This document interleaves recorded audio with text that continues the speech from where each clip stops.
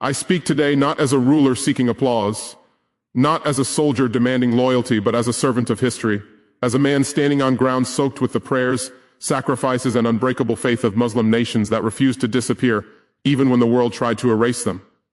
Because when you study history honestly, when you strip away propaganda and power narratives, you realize something.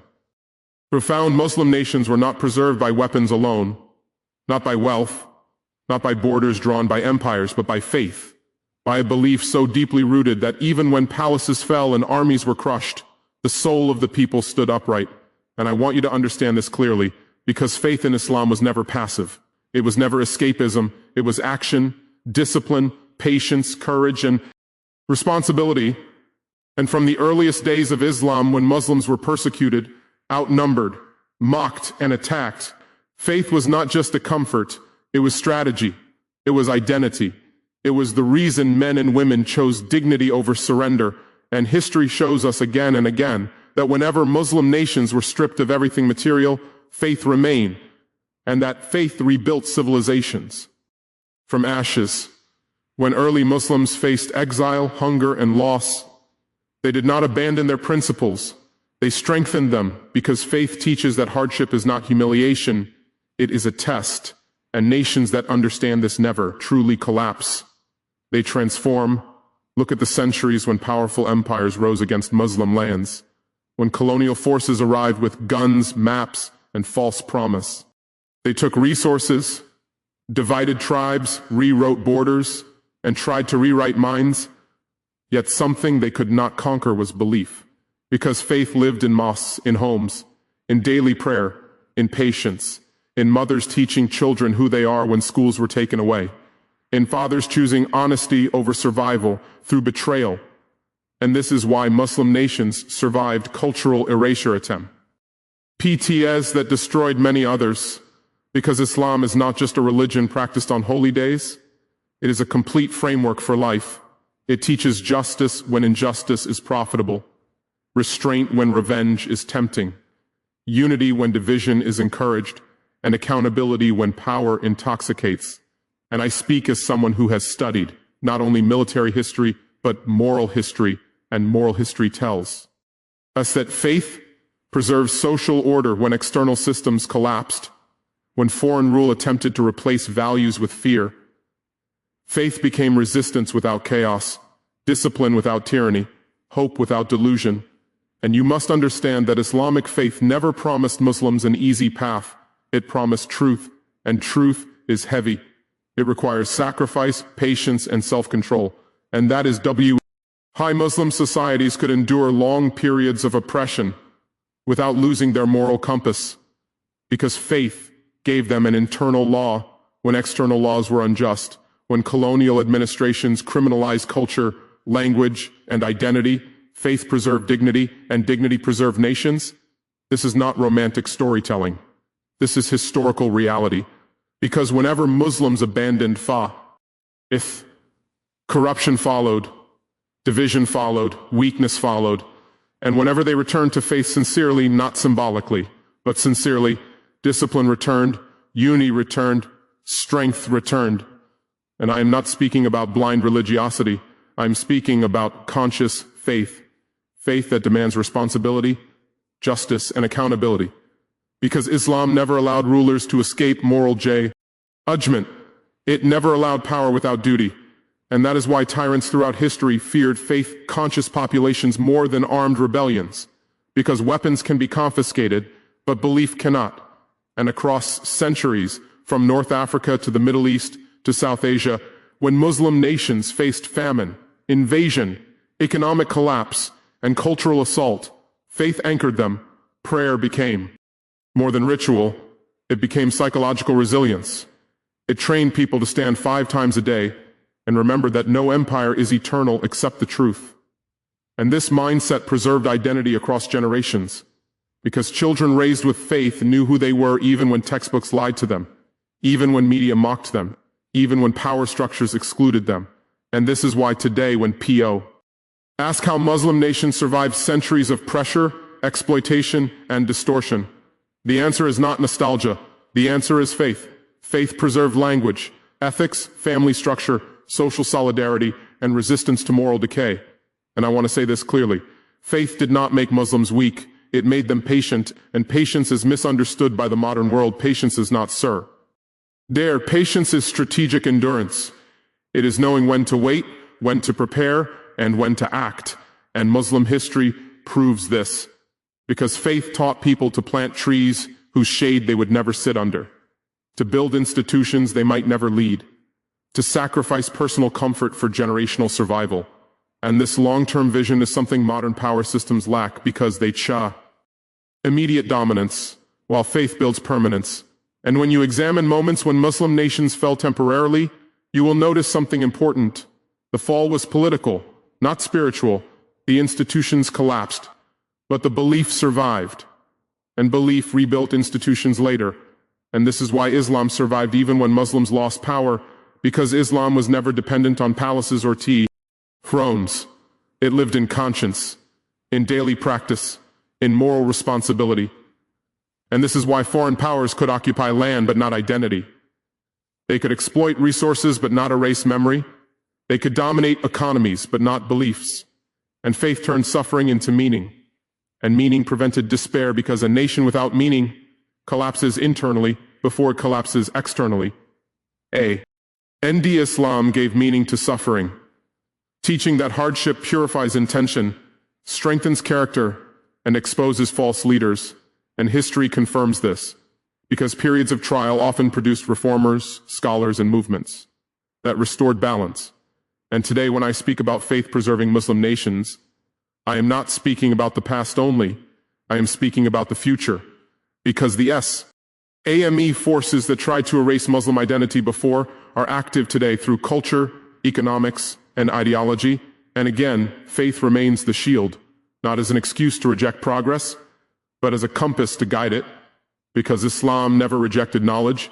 It disciplined it, never rejected power. It regulated it, never rejected leadership. It purified it.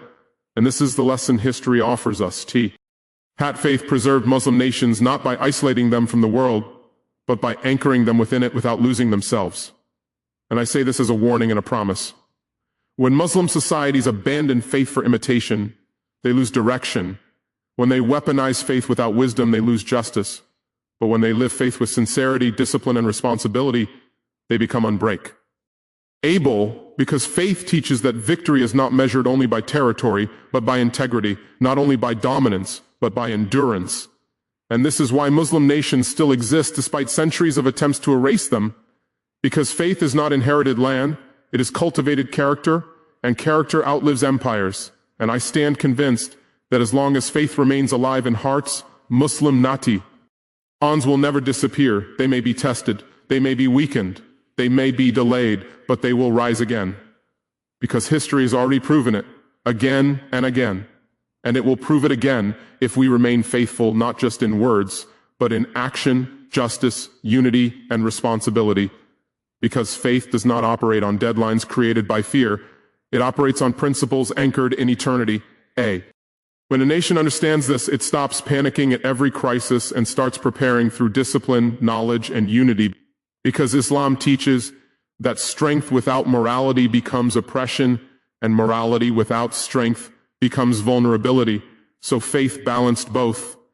And that balance is what preserved Muslim societies through centuries of turbulence. Because when armies failed, moral held communities together.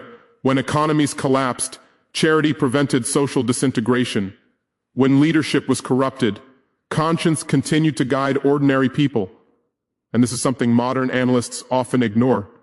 They study power through numbers, weapons, and markets, but they forget the invisible force of belief, because belief determines whether people break or endure. And Muslim nations endured because faith gave them an internal compass that could not be confiscated, censored, or colonized. And even when mosques were destroyed, faith moved into hearts. Even when scholars were silenced, faith moved into families. And even when public identity was attacked, faith survived in private integrity. And this is why cultural genocide repeatedly failed against Muslim societies. Because Islam was never just architecture or authority. It was lived ethics. And ethics reproduced themselves quietly across generations. And this quiet continuity frightened empires more than open rebellion, because rebellion can be crushed, but continuity cannot.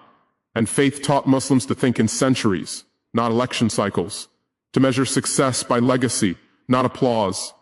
And this long vision served civilizations, while others burned bright and vanished quickly. And when I look at history honestly, I see that every time Muslims faced existential threats, faith sharpened their resilience rather than softening it. Because Islam never told believers to deny reality. It taught them to confront it with courage and responsibility, to plan while trusting God, to act while remaining humble, and this balance created societies that could absorb shock without losing identity. And this is why even today, after wars, occupations, sanctions, and cultural attacks, Muslim nations still exist, still pray, still teach their children who they are, because faith created a moral immune system that resisted corruption, despair, and self-hatred. And I say this clearly because some people try to blame faith for decline, but history shows the opposite. Decline came when faith was reduced to slogans instead of lived discipline, when justice was replaced by favoritism, when unity was replaced by ego, and when responsibility was replaced by comfort, because Islam never promised Muslims safety without effort.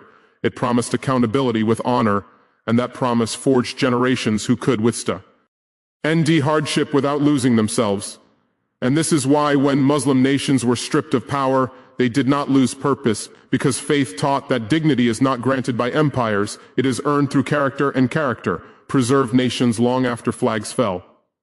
And today, when young Muslims search for identity in a world designed to confuse them, faith still offers clarity, not by isolating them from the world, but by giving them principles strong enough to face it without dissolving into it, because faith preserved Muslim nations by teaching them who they are, why they exist, and what they are responsible for. And a people who know these three things can never be erased. And this is the lesson history whispers to those willing to listen, that faith is not weakness, it is the low, just lasting form of strength. And as long as Muslims remember this, not emotionally but practically, not rhetorically but morally, their nations will continue to endure, adapt, and rise again. Because history does not belong to the loudest voices. It belongs to the most patient believers, and faith has already proven that it knows how to wait, how to endure, and how to rebuild when the time comes. And that rebuilding never begins with bricks or borders. It always begins with values. Because faith preserved Muslim nations by preserving meaning when meaning was under attack, and when meaning survives, everything else can be restored. Because armies are rebuilt with training, economies are rebuilt with planning, institutions are rebuilt with structure, but meaning is rebuilt only through belief.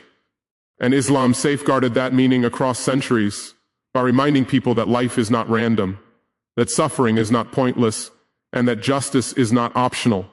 And this worldview prevented despair from becoming identity, because despair is what truly destroys nations, not poverty, not defeat, not occupation, but hopelessness.